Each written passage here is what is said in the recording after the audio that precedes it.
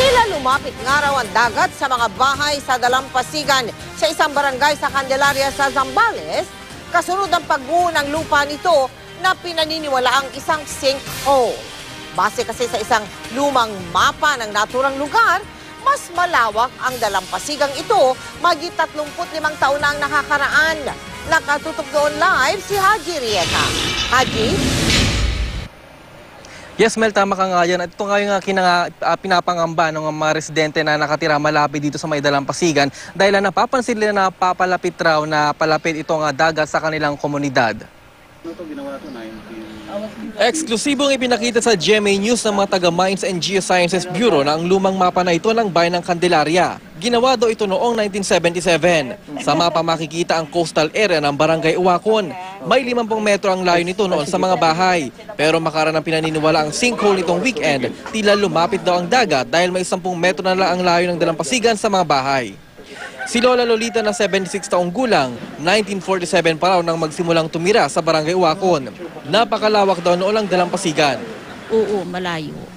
Ngayon, malapit na, pero itong lupa nababawasan. Malayo pang dagat noon. Ngayon, yan ang natatandaan ko noon. Dito na siya nagkapamilya, nakapagpatayo na rin sila ng konkretong bahay.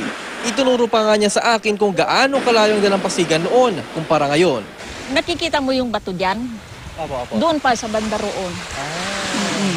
So parang unti-unti na Kaya nalagyan ng bato ito. Doon pa sa banda roon. Ang isla nga raw ng Putipot, saglit lang nilang binabiyahe noon.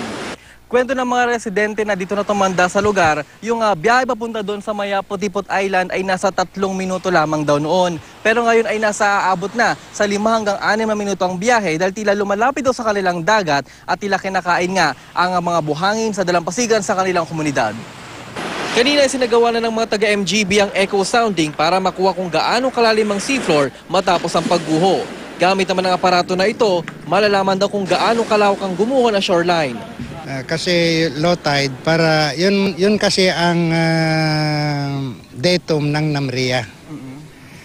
Para ma-compare namin yung data namin. Dito sa shoreline. Then the processing? Mga 1 week. Ang ilang residente, umaasang di sila abutin ng dagat.